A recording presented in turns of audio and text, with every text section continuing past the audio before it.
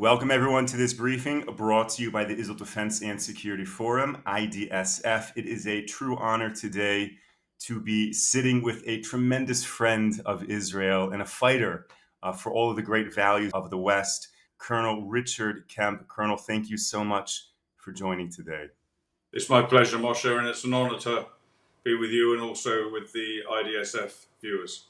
Amazing. You know, we spoke many months ago, early on in this war, and it's overdue to have you back to hear your thoughts on what is happening in Israel, how Israel is doing vis-a-vis Iran and all of the other war fronts. You are no stranger to war and to militaries. You commanded soldiers in Afghanistan. You understand the complexities of war in the Middle East. So let's just jump right in, and maybe we can start with the most recent events, Iran. What are your current thoughts on how things have panned out with the war with Iran? Well, I think Israel has done an extraordinary job in Iran, and the world has been watching and I hope learning from the remarkable battlefield successes by Israel. And obviously, this is down to years of detailed planning, coordination, all the rest of it, development of specific techniques necessary to use for this operation. Plus, of course, the hugely impressive intelligence at work. None of it would have been possible without that. And that, again, has been going on for many years. And I think, again, has stunned the world in what Israel has been able to achieve. And particularly breathtaking was the opening stages of this particular campaign, where so many of the top military commanders were taken out almost at a stroke, as well as nuclear scientists. And I don't think any other country in the world could have done that. I'd also like to point out, I'd like to pay tribute to the Israeli pilots who must have worked themselves to death in the last 11, 12 days, flying repeated missions, plus, of course, all the other people backing them up. As far as Iran is concerned, I think Iran has exposed its catastrophic weakness. It's been talking big for many years, but it's utterly failed in this campaign. It's failed to protect its own people even. It's failed to protect its nuclear sites, and it's failed to inflict strategic harm against Israel. Of course, a number of missiles have got through and have had devastating effect in terms of the number of people killed. And although every life is sacred and every death is a tragedy in Israel, there have been relatively few compared to what could have happened had the IDF not been in a position to intercept so many of the ballistic missiles. And also, of course, if Israel hadn't had such a sophisticated warning and shelter system. And all those things combined have really neutralized Iran. And Iran is now at the point where, thanks partly to the US intervention with its B-2 bombers and submarine-launched cruise missiles, Iran is at the point where its nuclear capabilities have been absolutely devastated. I'm not saying they're completely gone. They may not be. We don't know that yet. But they've been severely devastated, and the entire infrastructure of the security establishment of the country has been very, very badly damaged. So Iran is, I think, on the ropes now. And because of the weakness it's shown, which no matter what it's been saying, it has everyone can see how weak it is. My hope certainly is that will encourage and inspire the oppositionists in Iran to rise up and bring down this government. We don't know whether that will happen. We don't know whether there could be a coup by either the IRGC or the army. We don't know what the outcome is going to be in terms of a new regime. But I think Israel's campaign has been a massive game changer. Now, Colonel, let me ask you a question. If we can walk back to that first day when Israel struck Iran, it seems like Israel caught them off guard, surprised them. And Israel has been vowing to attack Iran for decades, and certainly within the last few months. Is it true that Iran was caught off guard? All of those military officials, officers were taken out that first day. How did Israel do that? Yeah, I don't know the detail of it, but I understand Israel had a role in gathering them together.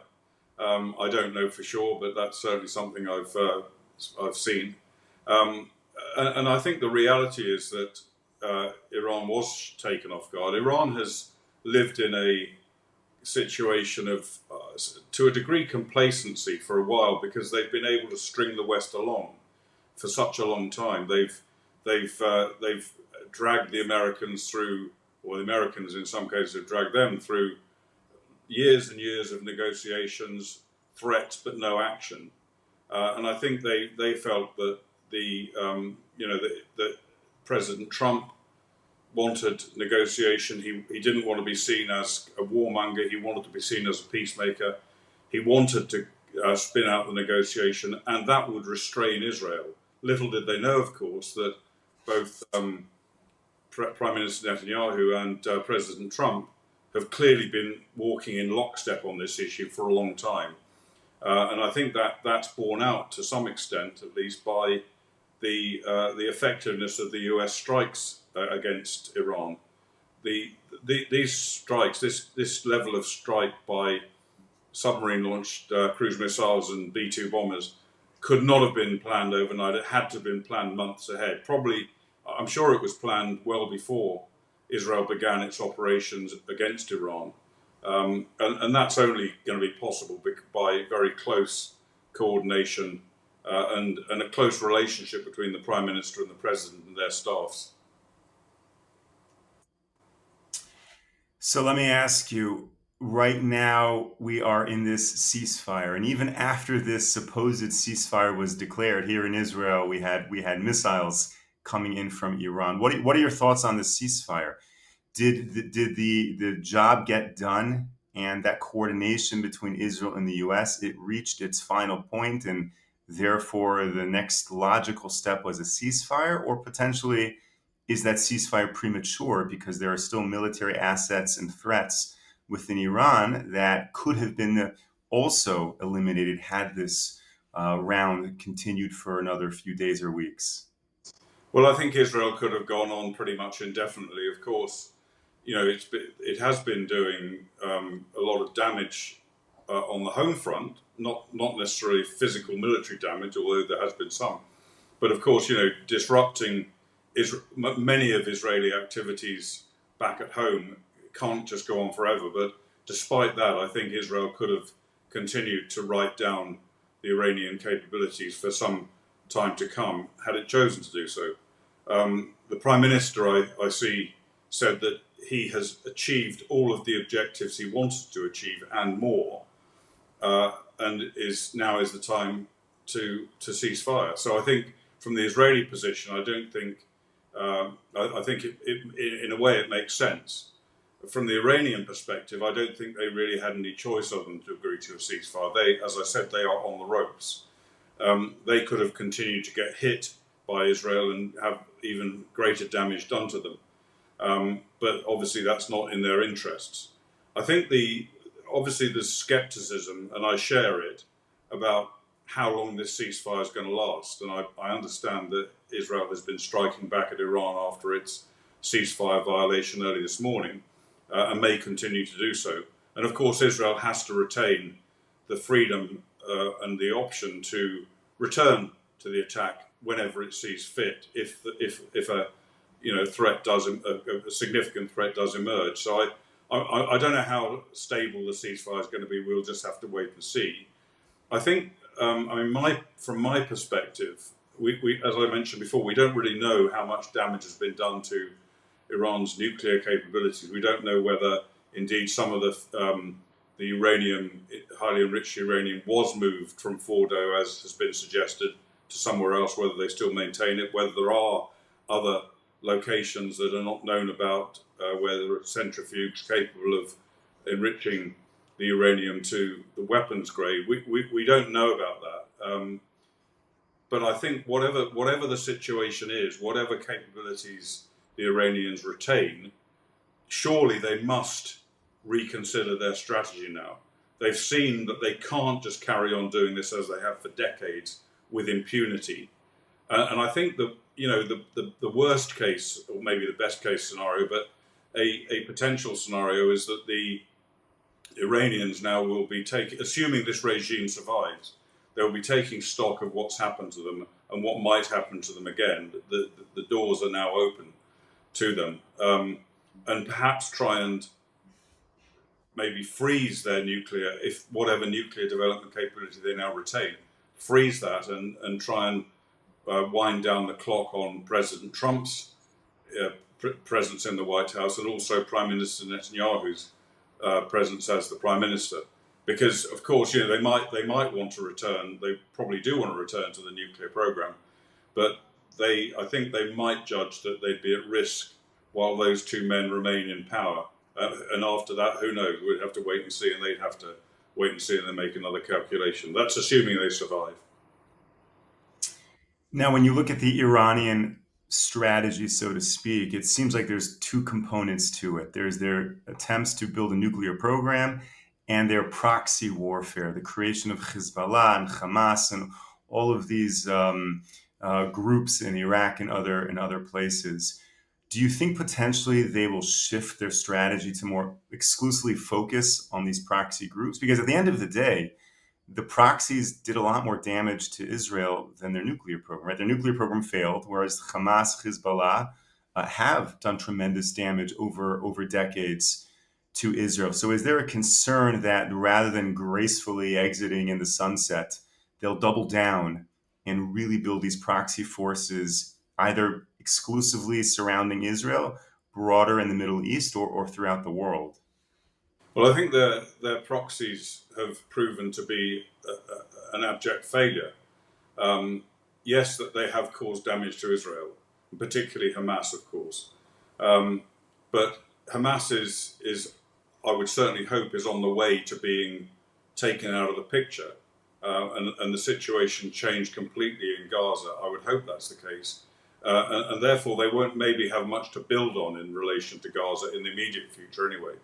Hezbollah, of course, have been smashed up by Israel, not completely annihilated, but let's not forget that Hezbollah existed with its tens or hundreds of thousands of missiles positioned in Lebanon for this day. It existed. Those missiles existed to deter, and if they couldn't deter, then to attack Israel if it attacked Iran. And Hezbollah has done nothing. Another utterly failed proxy. And with the loss of Syria now, maybe they can work to try and salvage something in Syria. But with the loss of Syria now, it's going to be very difficult for them to attempt to rebuild Hezbollah. And if they do, then I think they can probably guess what the fate of Hezbollah is going to be. They've got the Houthis still in Yemen, which have actually, despite the disruption they've caused to international shipping in the Red Sea, which has been pretty significant, the Houthis have actually achieved almost nothing. They've had minimal impact on Israel, and they've taken a hammering as a consequence. The proxies in Iraq, so far they haven't really barked. We have seen some attempts at firing into Israel by them. We didn't, I don't think, see them engaging since Israel attacked Iran. And that leaves, of course, a couple of other areas. Obviously, the Iranians have been working hard in Judea and Samaria to try and strengthen their proxy capabilities there. That might be another area where they focus on even more. And of course, Jordan. They've had their eyes on Jordan and been doing their best to subvert the Jordanian regime and to develop a capability against Israel from Jordan. They might try and do something more effective there if they can. Could be problematic for them. So I think that, I wouldn't say they won't attempt to rebuild this proxy network, but they'll have to have a really big rethink to make it more effective. And clearly it's there has been some effect, but I think it's been, apart from Hamas, it's been minimal. And as far as more a worldwide threat, I think we're pretty clear that the IRGC and Hezbollah have maintained sleeper cells inside Western European countries and in the United States and other countries. And again, those cells were established for exactly this time. They were established to carry out terrorist attacks against Israel's allies if Israel or the United States attacked Iran. And again, they haven't done anything. Now that may be, they may still be there waiting for orders. It may be that the disruption that Israel's caused to the IRGC has prevented them from being activated. But I think their ambitions will, while the regime remains in power, I think their ambitions around the world will probably continue and may even increase. So, Colonel, reviewing all of those different threats and facets of this multi-front war, what would you say is the greatest strategic challenge or the greatest imminent threat to Israel right now? Well, I think the major problem that Israel faces is dealing with Hamas in Gaza, and that's, it's taken 20 months, and it's taken all that time partly because obviously of the presence of the hostages in Gaza, which has severely retarded Israel's offensive capabilities inside Gaza. But also under the Biden administration, the brakes that Biden tried to put on Israel there.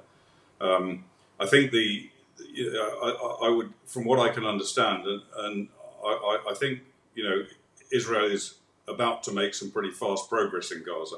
I think one thing that could have an influence, and I don't know how much influence, but of course, Iran, the effective defeat of Iran now may have an impact on morale among the Hamas fighters. They're going to feel probably increasingly isolated with that chip largely taken off the board, and that could impact on how much longer they're prepared to fight on for. And the other factor I think that comes into play is humanitarian aid inside Gaza. And the Gaza Humanitarian Foundation, which has set up 4 aid bases in Gaza, could be a strategic game changer, because the aim of that, of course, was to remove Hamas's control over aid, to control the population and to raise funds for its own terrorist activity. And that is being badly undermined by the Gaza Humanitarian Foundation. And I think we can see the proof of that to an extent of how much of an irritant it is to Hamas by the fact they've been repeatedly attacking Gazans in the vicinities of these GHF bases, and they've killed something like 8 GHF local workers. So that shows how serious a threat they take the GHF. So I think I actually visited one of the GHF bases inside Gaza a few days ago. Very, very effective, and a real demonstration of how you can take control away from Hamas. And I spoke to a lot of Gazans. Every single Gazan I must have spoken to 50 or more of them, and every single one of them was saying things like "kill Hamas," "we need to get rid of Hamas." Now, whether that translates into anything stronger than just words is another question. But of course, they hate Israel. But I think I got the impression they blame Hamas more than they blame Israel for the disaster that's befallen them. I think we have to wait and see whether those things come together. But I think that GHF operation really is a potential game changer in the influence and the effectiveness that Hamas can continue to have inside Gaza.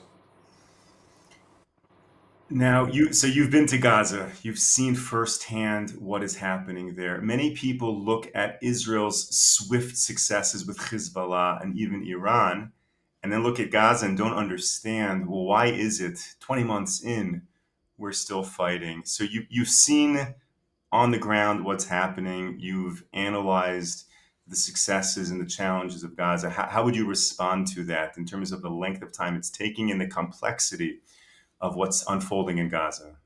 Yeah, I think I've been into Gaza on several occasions since the war began with the IDF, and I've witnessed the operations they've been conducting and the resistance they faced. I've been involved in wars in many different places in different parts of the world over my military career, and recently I was in Ukraine observing the frontline action there. And comparatively, I would say that the Gaza conflict is probably the most complex war that any army has ever had to fight. And that's down to a number of factors, including, of course, the enormous amount of time that Hamas had to prepare the battlefield to defend against Israel, the extraordinary tunnel network underneath Gaza, the dense population in Gaza, the presence of the hostages, of course, um, and the fact that Hamas is able to fight both among the population without uniform and very often without any weapons. Weapons are available for them pretty much throughout those parts of Gaza that haven't been destroyed. And that's probably a really great challenge to the IDF to identify who the terrorists are and to kill them without killing civilians and without killing hostages, of course. So those I think those complexities all account for the length of time it's taken. And the other point to note, I think I mentioned when I spoke to Gazan civilians the other day, that they were talking about kill Hamas and we hate Hamas and all that sort of stuff. The reality is that despite what they said, I think the majority of the population, they're unwilling to turn against Hamas. They're afraid probably to do so. And indeed, they've been indoctrinated in many cases their whole lives, and in other cases for many, many years, with supporting Hamas. So that's again, it adds to the challenges and the complexities that the IDF face. And one other thing I'd like to mention, if I may, which isn't directly to your point, but the part of the problem is the enormous civilian population that's still present. And they shouldn't be. They should have gone, or at least a large number of them should have gone. In every other conflict that I've ever experienced or read about, where a neighbouring country is able to offer refuge for civilians in danger in a war zone, the borders have been opened up to let them out. That happened in Ukraine. 2 million Ukrainians went straight next door to Poland. Millions more went to other countries around the world. But Egypt's border remained firmly shut and strengthened even more than it was before, which is obviously against international humanitarian treaties that Israel is signatory to. And the most not surprisingly, perhaps most shockingly, I suppose, the international community has not demanded that Egypt, not even attempt to put pressure on Egypt to open the borders. And I think the reason for that is because, I can understand why Egypt doesn't want them. I understand that. But I don't understand why I do understand why the international community isn't pressuring Egypt to let the refugees in from Gaza. And that's because they don't want Israel to win. They want, in some ways, they have been using the civilian population in Gaza as human shields, just as Hamas have. I'm talking about the international community now. They've been shrieking about genocide and unlawful killing and all the rest of it, and open prisons, yet they're not willing to take any action to let the Gazans out, which is, I think, is a real deeply immoral, and has been a contributor, as no doubt many members of the international community wanted, a contributor to this taking so long for Israel. Colonel, how would you compare Israel's treatment of the civilian population in Gaza to what you have seen in other war scenarios, be it Afghanistan, Ireland, the Ukraine, other places that you have been, other wars that you have fought in and observed? How does Israel's treatment compare to those other examples? Well, a horrific number of Gazans have died during this war. And obviously a large number of Hamas terrorists have died. I'm not sure what the latest estimate is, but it's possibly around 30,000, something like that. But a very large number of innocent civilians have died, or uninvolved civilians, shall we say. And that every single death is down to Hamas. It's not down to Israel. Israel has had no choice but to fight in the way it has. If Hamas hadn't started this war and Hamas hadn't deliberately pushed the civilian population into a position where Israel has no choice but to kill them, unfortunately, they wouldn't be dead. But if you compare, I think Israel's actions in trying to protect the lives of innocent civilians on the battlefield are incomparable to any other army. Every army operates under this. Every Western army operates under the same, pretty much the same code of ethics and rules of engagements and the laws of war as Israel does. But Israel has gone far beyond any efforts that's ever been made by any other army in history to protect the lives of civilians, and that's been possible partly because it is such a small area, and Israel has such strong intelligence coverage of it and is able to distinguish between civilian and military to an extent. So, despite that, that's obviously a significant factor. But all of the energy and the efforts that Israel's put into protecting civilian lives is unheard of. And I've discussed this, and I went into Gaza once with a group of generals from NATO countries who felt exactly the same thing. And their remarks at the end of visiting was that the big problem they saw was that their own armies wouldn't be able to achieve the high bar that Israel has achieved in protecting the lives of innocent civilians, and which is somewhat shocking when you consider the international condemnation of Israel from almost every direction. Even those people, for example, who have been strongly supporting Israel's actions in Iran, they always add the caveat, but what about Gaza? And the reality is they don't understand the reality, and it's the perceived view of it, the international perceptions in the media, in international organizations, in many world governments, and I've spoken to many political leaders about this since the war began. The international perception is the opposite of the reality. Colonel Richard Kemp, a great privilege to speak with you, to hear your thoughts on this war, and to really know that you are such a strong advocate and friend of Israel. So thank you so much. Thank you, Moshe. It's been my pleasure.